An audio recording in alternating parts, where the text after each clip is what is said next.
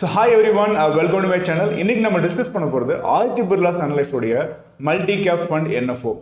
So multi cap fund அப்படிங்கிறது என்ன அப்படின்னு பார்த்தீங்கன்னா, முதல்ல வந்து பார்த்தீங்கன்னா கிளாஸிஃபிகேஷன் வந்து ப்ராப்பராக இல்லாமல் இருந்தது. ஸோ ஜென்ரலாக கிளாஸிஃபிகேஷன் எப்படி இருக்குன்னா, ஒரு மல்டி கேப் ஃபண்ட் அப்படின்னா ஒரு 40% large cap, 40% mid cap, 20% small கேப்னு ஒரு சொல்லப்படாத ஒரு ரூல்ஸாக இருந்தது. பட் அதில் ரூல்ஸ் அது ரெகுலேஷன்ஸ் எதுவும் ப்ராப்பராக இல்லாதனால என்ன பண்ணாங்கன்னா, நிறைய நிறுவனங்கள் என்ன பண்ணிட்டாங்கன்னா, அதில் வந்து லார்ஜ் கேப் மட்டுமே ஒரு 60%, 70% வைக்க ஆரம்பிச்சிட்டாங்க. மேஜராக வந்து பார்த்தீங்கன்னா 70% வந்து லார்ஜ் கேப்பில் மட்டுமே வைக்கிறாங்கன்னா அது மல்டி கேப் கிடையாது. ஸோ அதுக்கு லார்ஜ் கேப்னே நம்ம சொல்லிட்டு போயிடலாம். இதனால என்ன ஆச்சு அப்படின்னா, செபி என்ன பண்ணாங்கன்னா ஒரு ரெகுலேஷன்ஸ் கொண்டு வந்தாங்க லாஸ்ட் இயர். நீங்கள் வந்து மல்டி கேப் அப்படின்னு சொன்னீங்கன்னா குறைஞ்சது 25% வந்துட்டு லார்ஜ் கேப்பில், 25% மிட் கேப்பில், இன்னொரு 25% வந்து ஸ்மால் கேப்பில் குறைஞ்சது வச்சிருக்கணும். இன்னொரு 25% வந்து நீங்கள் வந்து லீவரேஜ் எடுத்துக்கலாம், எதில் வேணால் இன்வெஸ்ட் பண்ணலாம்னு சொல்லிட்டு ஒரு ரூல்ஸ் கொண்டு வந்தாங்க. அப்போ நிறைய கம்பெனிகள் வந்து பார்த்தீங்கன்னா ஆல்ரெடி மல்டி கேப்பில் லார்ஜ் கேப் எக்ஸ்போஷர் 70% வச்சுருந்தாங்க. அப்போ அது குறைக்கிறது ரொம்ப கஷ்டம். ஸோ இப்போ என்ன பண்ணிட்டாங்க அப்படின்னா, நியூவாக ஒரு கேட்டகரி உருவாக்குனாங்க. அது என்னன்னா flexi gap. So flexi gap பொறுத்த வரைக்கும் பார்த்தீங்கன்னா நீங்கள் லார்ஜ் கேப்லையும் வைக்கலாம், மிட் கேப்லையும் வைக்கலாம், ஸ்மால் கேப்பில் எவ்வளோ வேணால் பர்சன்டேஜ் வேணாலும் வச்சுக்கலாம்னு ஒரு கேட்டகரி உருவாச்சு. ஸோ இதனால் என்ன பண்ணாங்கன்னா நிறைய கம்பெனி ஃப்ளெக்ஸி கேப்புக்கு போயிட்டாங்க. ஸோ இப்போ எந்தெந்த கம்பெனிகள்லாம் வந்து பார்த்தீங்கன்னா மல்டி கேப்னு ஒரு ஃபண்ட் இல்லையோ அந்த கம்பெனிஸ் எல்லாம் வந்து பார்த்தீங்கன்னா புதுசாக மல்டி கேப்னு ஃபண்ட்ஸ் கொண்டு வராங்க. அதே மாதிரி எந்த நிறுவனங்கள்லாம் வந்து ஃப்ளெக்ஸி கேப்னு இல்லையோ அந்த நிறுவனங்கள்லாம் வந்து ஃப்ளெக்ஸி கேப் ஃபண்டுன்னு புதுசாக NFO கொண்டு வராங்க. ஸோ அந்த மாதிரி தான் வந்து பார்த்தீங்கன்னா உங்களுக்கு ஆதித்ய பிர்லா சன் லைஃப்பில் வந்து மல்டி கேப்னு ஒரு ஃபண்ட் கேட்டகரி இல்லை. ஸோ அதனால் புதுசாக வந்து அவங்க NFO கொண்டு வந்திருக்காங்க. ஸோ இந்த ஃபண்டுடைய NFO வந்து April 19 ஓப்பன் ஆகுது. அதை பற்றின டீடைல்ஸ் வந்து இந்த வீடியோவில் இப்போ நம்ம பார்க்கலாம். So Aditya Birla sun life உடைய மல்டி கேப் ஃபண்ட் இது வந்து ஒரு open ended scheme. Large cap, mid cap and small cap ஸ்டாக்ஸில் இன்வெஸ்ட் பண்ண போகிறாங்க. என்னுடைய NFO வந்து April 19 ஓப்பன் ஆகுது. NFO closes on 3rd May. இதனுடைய ஃபண்ட் பொசிஷனிங் வந்து பார்த்தீங்கன்னா இங்கே வந்து ரிட்டர்ன் பொட்டென்ஷியல், இங்கே வந்து ரிஸ்க் ப்ராபபிலிட்டி. லார்ஜ் கேப்ன்றது மற்ற ஃபண்ட்ஸை விட உங்களுக்கு வந்து கொஞ்சம் சேஃபாக இருக்கும், ரிஸ்க் குறைவாக இருக்கும். அதே சமயம் நீங்கள் ஒரு லாங் டேர்ம் பெர்ஸ்பெக்டிவ்ல நீங்கள் அதிகமாக ரிட்டர்ன்ஸ் கொடுக்கக்கூடியது பார்த்தீங்கன்னா ஸ்மால் கேப் தான். ஸோ ஸ்மால் கேப்பை விட கம்பேர் பண்ணிங்கன்னா லார்ஜ் கேப் வந்து ரிட்டர்ன்ஸ் கம்மியாக தான் கொடுக்கும் லாங் டேர்மில். அதே மாதிரி ரிஸ்க்கும் வந்து பார்த்தீங்கன்னா ஸ்மால் கேப்பில் வந்து உங்களுக்கு வந்து வாலட்டாலிட்டி ஜாஸ்தியாக இருக்கும், அப்ஸ் அண்ட் டவுன்ஸ் ஜாஸ்தியாக இருக்கும். பட் அதுக்கு தகுந்த ரிட்டர்ன்ஸும் உங்களுக்கு கிடைக்கும். ஸோ டியூரேஷன் பார்த்து நீங்கள் இன்வெஸ்ட் பண்ணணும். ஒரு ஷார்ட் டேர்ம் ஒரு 3 to 5 years அப்படின்னா நீங்கள் லார்ஜ் கேப்பில் இன்வெஸ்ட் பண்ணலாம். இது ஒரு 5 to 7 years மேலே நீங்கள் வந்து இன்வெஸ்ட் பண்ண போகிறீங்கன்னா ஸ்மால் கேப்பில் இன்வெஸ்ட் பண்ணலாம். ஸோ மல்டி கேப் கேட்டகரின்றது உங்களுக்கு வந்து மிடில் வரும். ஸோ இதில் வந்து உங்களுக்கு லார்ஜ் இருக்கும், மிட் இருக்குது, ஸ்மால், 3 கேட்டகரிஸுமே இந்த மல்டி கேப்பில் இன்வெஸ்ட் பண்ண போகிறாங்க. ஸோ டாப் 100 ஸ்டாக்ஸ் வந்து லார்ஜ் கேப்னு சொல்லுவாங்க. அடுத்த 101லேருந்து 250 ஸ்டாக் வந்து மிட் கேப்னு சொல்லுவாங்க. 251 to 500 ஸ்டாக்ஸ் வந்துட்டு ஸ்மால் கேப்னு சொல்லுவாங்க. இது வந்து பேஸ்ட் ஆன் மார்க்கெட் கேபிட்டலைசேஷன். ஒரு கம்பெனியில் அவங்களுடைய சந்தை மதிப்பு என்னவோ அதை பேஸ் பண்ணி ரேங்க் பண்ணியிருப்பாங்க. ஸோ இந்தியாவுடைய எக்கானமியோடைய கரண்ட் ஸ்டேட்டஸ் வந்து பார்த்தீங்கன்னா ரிசெஷன் வந்து ரெக்கவரி ஸ்டேஜில் இருக்கு. ஸோ எஸ்டிமேட்டட் க்ரோத் வந்து பார்த்தீங்கன்னா ஜிடிபி க்ரோத் வந்து ஃபினான்ஷியல் இயர் 22ல் 12% இருக்குன்னு சொல்லிட்டு ஆராய்ச்சிகள்லாம் சொல்கிறாங்க. இதுக்கு மெயின் காரணம் வந்து பார்த்தீங்கன்னா கவர்மெண்ட் எடுத்த ரிஃபார்ம் ஸ்டெப்ஸு, அது மூலமாக வந்து கொடுக்கக்கூடிய ஃபிஸ்கல் புஷ் மூலமாகவும் லோவர் இன்ட்ரெஸ்ட் ரேட் இருக்கிறது மூலமாக நிறைய பிஸ்னஸஸ் வந்துட்டு பார்த்தீங்கன்னா அவங்க பிஸ்னஸ் எக்ஸ்பேன்ஷன் போகும்போது கம்மியான வட்டிக்கு வந்து அவங்களுக்கு வந்து லோன்ஸ் கிடைக்குது. இது மூலமாக வந்து பிஸ்னஸ் வந்து அவங்களால எக்ஸ்பேண்ட் பண்ண முடியும். ஒரு கம்மியான இன்ட்ரெஸ்ட் ரேட்டில் கிடைக்கும் போது அவங்களுக்கு வந்து ப்ராஃபிட்டபிலிட்டி ஜாஸ்தி ஆகும். இன்னைக்கு ஃபாரின் கண்ட்ரீஸ்ல வந்து பார்த்தீங்கன்னா நிறைய லிக்விடிட்டி இருக்கிறதுனால இந்தியாவுக்குள்ள வந்து பார்த்தீங்கன்னா நிறைய இன்வெஸ்ட்மெண்ட்ஸ் உள்ள வருது. ஒன்று ஃபாரின் இன்வெஸ்ட்மெண்ட்ஸாகவும் வருது, இன்னொன்று ஃபாரின் டைரக்ட் இன்ஃப்ளோஸ் மூலமாகவும் நிறைய பிஸ்னஸ் வருது. இது மூலமா வந்து பார்த்தீங்கன்னா உங்களுக்கு வந்து லார்ஜ் ப்ராட் பேஸ்டு ஒரு எக்கானமி வந்து மூவ் ஆக போகுது. ஜென்ரலாக லார்ஜ் கேப் லாஸ்ட் ஒரு 2-3 இயர்ஸாக வந்து பார்த்தீங்கன்னா லார்ஜ் கேப் மட்டுமே தான் நல்லா ஃபாஸ்ட்டாக க்ரோ ஆகிட்டு இருந்தது. இப்போ லாஸ்ட் 1 இயராக தான் mid and small gap rally start ஆயிருக்கு. இது வந்து ஜஸ்ட் ஒரு பிகினிங் தான். இன்னும் வந்து மிட் அண்ட் ஸ்மால் கேப்ல வந்து நல்ல ஒரு ரேலி ஸ்டார்ட் ஆகிறதுக்கான வாய்ப்புகள் எல்லாமே இன்னைக்கு பிரகாசமாக இருக்குன்னு தான் எக்கானமியில் இருக்கக்கூடிய ஆராய்ச்சியாளர்கள்லாம் சொல்றாங்க. ஒரு நாட்டுடைய எக்கனாமிக் ரெக்கவரியில் வந்து பார்த்தீங்கன்னா அதிகமாக பெர்ஃபார்ம் பண்ணக்கூடியது வந்து mid and small gap segment தான். நீங்கள் வந்து 2004லேருந்து 2008 வரைக்கும் நீங்கள் பார்த்தீங்கன்னா ஸ்மால் கேப் வந்து பார்த்தீங்கன்னா எக்ஸ்ட்ராடினரி ரிட்டர்ன்ஸ் கொடுத்துருக்கு. 527% ரிட்டர்ன் கொடுத்துருக்கு. மிட் கேப் 315%, லார்ஜ் கேப் பார்த்தீங்கன்னா 243% ரிட்டர்ன் கொடுத்துருக்கு. அகைன் 2009லேருந்து 2011 பார்த்தீங்கன்னா அகைன் அங்கே ஒரு எக்கனாமிக் ரெக்கவரி வரும்போது ஸ்மால் கேப் 145% ரிட்டர்ன் கொடுத்துருக்கு. மிட் கேப் 138, லார்ஜ் கேப் 107% கொடுத்துருக்கு. அகைன் 2013லேருந்து 2017 டிசம்பர் வரைக்கும் வந்து பார்த்தீங்கன்னா mid cap 161%, small cap 158%, large cap வந்து 86% கொடுத்துருக்கு. ஸோ சிமிலர்லி இப்போ வந்து எக்கனாமிக் ரெக்கவரியில் வந்து பார்த்தீங்கன்னா இப்போ மிட் கேப் தான் வந்து நல்லா பெர்ஃபார்ம் பண்ணிட்டு இருக்கு. ஸோ ஸ்மால் கேப் வந்து இப்போ தான் ஸ்டார்ட் ஆயிருக்கு. விச் மீன்ஸ் தட் அடுத்த 1 or 2 இயர்ஸ்ல வந்து பாத்தீங்கன்னா ஸ்மால் கேப்போட ரேலி வந்து இன்னும் நல்லா இருக்கும், நல்ல பெர்ஃபார்மன்ஸ் கொடுக்கான வாய்ப்புகள் இருக்குன்றாங்க. இன்னைக்கு இருக்கக்கூடிய காலகட்டத்தில் எங்கெங்கெல்லாம் வாய்ப்புகள் அதிகமா இருக்குன்னு வந்து பாத்தீங்கன்னா பிரைவேட் செக்டர் பேங்க்ஸ்ல வந்து நல்ல வாய்ப்புகள் இருக்கு. அதனுடைய ஷேர் பிரைஸ் வந்து அடுத்த 2-3 இயர்ஸ்ல வந்து அதிகமான வாய்ப்புகள் நிறைய இருக்கு. அதே மாதிரி நிறைய நிறுவனங்கள் வந்து அன்ஆர்கனைஸ் செக்டர்ல இருந்து ஆர்கனைஸ் செக்டருக்கு வராங்க. அப்படி வரும்போது லார்ஜ் அண்ட் மிட் கேப் கம்பெனிஸ்க்கு வந்து நிறைய வாய்ப்புகள் இருக்கு. அதே மாதிரி ஸ்பெஷாலிட்டி கெமிக்கல்ஸ், இதுல வந்து பாத்தீங்கன்னா ஸ்மால் கேப்ல நிறைய நிறுவனங்கள் வந்து இந்த ஸ்பெஷாலிட்டி கெமிக்கல் பிசினஸ் பண்றாங்க. ஸோ அதுலயும் வந்து ஆப்பர்ச்சுனிட்டி இருக்கு. Next manufacturing in India. இன்னைக்கு வந்து நிறைய ஃபாரின் கம்பெனிஸ் வந்துட்டு இந்தியாவில் வந்து மேனுஃபேக்சரிங் பண்றாங்க. அப்போ மேனுஃபேக்சரிங் பண்ணும்போது இந்தியாவில் இருக்கக்கூடிய நிறைய நிறுவனங்கள் mid cap company, small cap கம்பெனிஸ்க்கு வந்துட்டு அது வந்து ஒரு பெனிஃபிட்டா கிடைக்கும். ஸோ அந்த நிறுவனங்களை இன்வெஸ்ட் பண்றது மூலமா நமக்கும் நல்ல ரிட்டர்ன்ஸ் கிடைக்கும். நெக்ஸ்ட் டெக்னாலஜி மூலமா வந்து பாத்தீங்கன்னா இந்தியாவில் இருக்கக்கூடிய கோர் இன்ஃப்ராஸ்ட்ரக்சர் வந்து நிறைய மாடர்னைஸ் பண்ணப்படுது.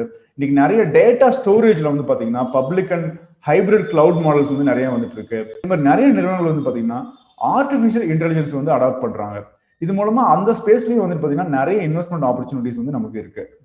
ஸோ இந்த 5 கோர் செக்டர்ல வந்து பாத்தீங்கன்னா நிறைய நிறுவனங்கள் இந்தியாவில் இருக்கு. அந்த நிறுவனங்களை முதலீடு பண்ணும்போது நமக்கு வந்து நல்ல லாபங்கள் கிடைக்கும். பேங்கிங் செக்டர்ல வந்து பாத்தீங்கன்னா 2000 வந்து பாத்தீங்கன்னா பப்ளிக் செக்டர் அண்டர்டேக்கிங் வந்து 81% இருந்தாங்க, பிரைவேட் கம்பெனிஸ் வந்து 13% தான் இருந்தாங்க. பட் இன்னைக்கு 2020 வந்து பாத்தீங்கன்னா உங்களுக்கு பப்ளிக் செக்டர் கம்பெனியோட மார்க்கெட் ஷேர் வந்து 66% இருக்கு. இதே வந்து பிரைவேட் செக்டருடைய மார்க்கெட் ஷேர் வந்து 29% இருக்கு. இது வந்து இன்னும் அதிகமாக தான் ஆகும்.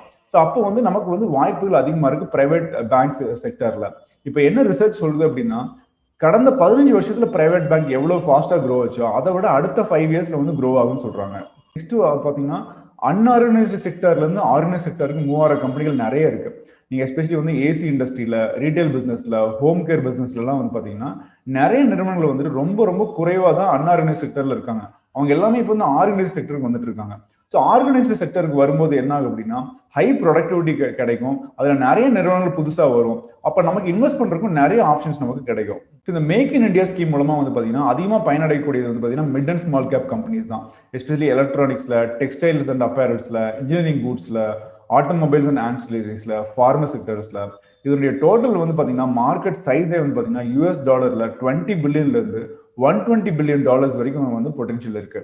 ஸோ இது மூலமா வந்து நமக்கு அதிகமான growth வந்து லார்ஜ் கேப்ல மட்டும்தான் வரும்ன்ற அவசியம் கிடையாது. இப்போ நிறைய பேர் வந்து லாஸ்ட் ஒரு 2-3 இயர்ஸோடைய growth மட்டும் பேஸ் பண்ணிட்டு நிஃப்டி மட்டும்தான் க்ரோ ஆயிட்டு இருக்கு. ஸோ டாப் 50 கம்பெனிஸ் தான் வளரும், அடுத்த ப்ராட் பேஸ்ட் ரேலி இல்லைன்னு சொல்றாங்க. அப்படி கிடையாது. நீங்க லாஸ்ட் இப்போ 1 இயராவே நீங்க பாத்தீங்கன்னா உங்களுக்கு சென்செக்ஸை விட மிட் கேப் கம்பெனிஸ் வந்து ஃபாஸ்டா க்ரோ ஆயிருக்கு. ஸோ நெக்ஸ்ட் 1 இயர் 2 இயர்ஸ்ல வந்து பாத்தீங்கன்னா ஸ்மால் கேப்ஸ் தான் வந்து கொஞ்சம் ஃபாஸ்டா க்ரோ ஆகும். நிறைய ஸ்பெஷாலிட்டி கெமிக்கல்ஸ் நிறுவனங்கள் இருக்கு. ஸோ அந்த நிறுவனங்கள் வந்து ஃபாஸ்டா க்ரோ ஆயிட்டு இருக்கு. இது வந்து கம்பேர் டு நீங்க மற்ற கண்ட்ரிஸ் எல்லாம் நீங்க கம்பேர் பண்ணும்போது இந்தியாவில் வந்து வெறும் இப்போதைக்கு வந்து ஒரு 2-3% தான் வந்து அதனுடைய வளர்ச்சி இருக்கு. பட் ஆனால் பொட்டன்ஷியல் வந்து பாத்தீங்கன்னா ஹியூஜா இருக்கு. ஏன்னா ஆல்ரெடி சைனால வந்து பாத்தீங்கன்னா 36% வரைக்கும் அவங்களுடைய growth இருந்துட்டு இருக்கு. பட் இப்போ வந்து ஆஃப்டர் கொரோனா வைரஸ் லாக்டவுனுக்கு அப்புறம் வந்து பாத்தீங்கன்னா நிறைய நிறுவனங்கள் வந்து சைனால இருந்து இந்தியாவுக்கு ஷிஃப்ட் ஆயிட்டு இருக்காங்க. ஸோ அப்படி ஷிஃப்ட் ஆகிறதுனால பயனடைய போறது இந்தியா மட்டும்தான்.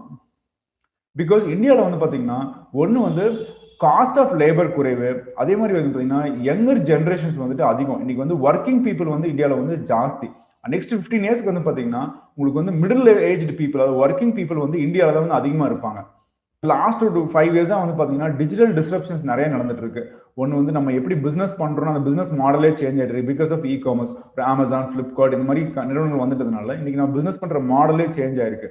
அதுக்கு எந்த நிறுவனங்கள்லாம் வந்து ஃபாஸ்டா அடாப்ட் ஆகிறாங்களோ அந்த நிறுவனங்கள் நல்லா பெர்ஃபார்ம் பண்ணுவாங்க. அதே மாதிரி ஃபின்டெக் கம்பெனிஸ் நிறைய வந்துட்டாங்க, food tech companies, digital entertainment, education companies இன்னைக்கு பைஜூஸ், அன் அகாடமி, வேதாந்த் இந்த மாதிரி கம்பெனிகள் வந்துட்டாங்க. அதே மாதிரி மெட்டெக் கம்பெனிஸ் இன்னைக்கு மெட் லைஃப், நெட்மெட்ஸ்னு சொல்லிட்டு ஃபார்மா செக்டர்லயே வந்து பாத்தீங்கன்னா நிறைய டெக்னாலஜிக்கல் இனோவேஷன்ஸ் நடந்துட்டு இருக்கு. ஸோ இந்த மாதிரி கம்பெனிகள் வந்து நிறைய மிட் அண்ட் ஸ்மால் செக்மெண்ட்ல வந்து வருவாங்க, ஐபிஓஸ் வருவாங்க. அதுல வந்து நம்ம இன்வெஸ்ட் பண்ணும்போது நமக்கு நல்ல லாபங்கள் கிடைக்கும். நிறைய வாய்ப்புகள் இருக்கும்போது அதை நம்ம கேபிட்டலைஸ் பண்றதுக்கான ஒரு ஆப்பர்ச்சுனிட்டி தான் வந்து இந்த ஆதித்யா பிர்லா சன் லைஃப் உடைய மல்டி கேப் ஃபண்ட். ஃபண்டுடைய அப்ரோச்சே வந்து பாத்தீங்கன்னா focused large cap, focused mid cap, focused small கேப்னு சொல்லுவாங்க. ஸோ ஃபோக்கஸ்னா என்ன அப்படின்னு பாத்தீங்கன்னா நிறைய நிறுவனங்களை வந்து டைவர்சிஃபிகேஷன் பண்றன்ற பேர்ல நிறைய கம்பெனிகளை முதலீடு பண்ண மாட்டாங்க. செலக்டிவா ஃபியூ கம்பெனிஸ் தான் இன்வெஸ்ட் பண்ணுவாங்க. இந்த ஃபண்ட் வந்து பாட்டம் அப் அப்ரோச் சொல்றாங்க. பொதுவாக டாப்ல இருந்து அப்ரோச் அப்படின்னு பார்க்கும்போது நமக்கு வந்து ஃபர்ஸ்ட் வந்து எந்த இண்டஸ்ட்ரியும் செலக்ட் பண்ணிட்டு அப்புறம் நிறுவனங்களை செலக்ட் பண்றது வந்து top to bottom approach. But bottom அப்ன்றது எந்த நிறுவனங்கள்லாம் வந்து அடுத்த 2-3 இயர்ஸ்க்கு பெர்ஃபார்ம் பண்ணணும்னு பார்த்து அதுக்கப்புறம் வந்து அதை வந்து செக்டர் வைஸா பிரிக்கிறது வந்துட்டு பாட்டம் அப் அப்ரோச். ஸோ இந்த ஃபண்டை பொறுத்த வரைக்கும் குறைஞ்சது 25-45% வந்து லார்ஜ் கேப்ல இன்வெஸ்ட் பண்ணுவாங்க.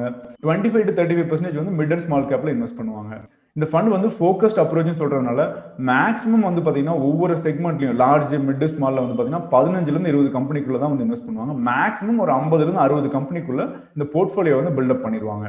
ஸோ ஒரு கேஸ் ஸ்டடிக்காக ஒரு 5 கம்பெனிஸோடைய கம்பேரிசன் பண்ணியிருக்காங்க. பஜாஜ் ஃபின்சர்வ் நிறுவனத்துடைய லாஸ்ட் 10 இயர் ரிட்டர்ன்ஸ் வந்து பாத்தீங்கன்னா 58% இருக்கு. அதே மாதிரி தீபக் நைட்ரேட் அப்படின்ற நிறுவனத்துடைய லாஸ்ட் 10 இயர் ரிட்டர்ன் வந்து பாத்தீங்கன்னா ஆவரேஜே வந்து 51%. அத்துல் லிமிடெட் ரிட்டர்ன்ஸ் வந்து பாத்தீங்கன்னா 45%. ஹனிவெல் ஆட்டோமேஷனுடைய லாஸ்ட் 10 இயர் ரிட்டர்ன் பார்த்தீங்கன்னா 35%. அடுத்தது பார்த்தீங்கன்னா JK cement last 10 year return பார்த்தீங்கன்னா 34% ஆவரேஜ். பிரிட்டானியா இண்டஸ்ட்ரீஸ் பார்த்தீங்கன்னா 34%. Cholamandalam invest and finance company வந்து 33% ஆவரேஜ் ரிட்டர்ன். கோஃபோர்ஜ் நிறுவனத்துடைய ரிட்டர்ன் வந்து பார்த்தீங்கன்னா லாஸ்ட் 10 இயர் ரிட்டர்ன் 30%. ஸோ இந்த மாதிரி செலக்டிவா எந்தெந்த நிறுவனங்கள்லாம் வந்து அடுத்த 2 to 3 இயர்ஸ்க்கு நல்ல பொட்டன்ஷியல் இருக்கோ அதை பேஸ் பண்ணி தான் வந்து போர்ட்ஃபோலியோ செலக்ட் பண்ணி இன்வெஸ்ட் பண்ணுவாங்க. ஜென்ரலாக வந்து ஒரு இன்வெஸ்ட்மெண்ட் பண்ணும்போது நம்ம வந்து ஒரு 3 ஃபண்டோ 4 ஃபண்டோ பிரிச்சு இன்வெஸ்ட் பண்ணுவோம். பட் சில இன்வெஸ்டர்ஸ் வந்து பார்த்தீங்கன்னா எனக்கு வந்து ஒரே ஃபண்ட் கொடுங்க, எனக்கு வந்து நிறைய ஃபண்ட்ல இன்வெஸ்ட் பண்ணால் கன்ஃபியூஷனாக இருக்குன்றவங்க.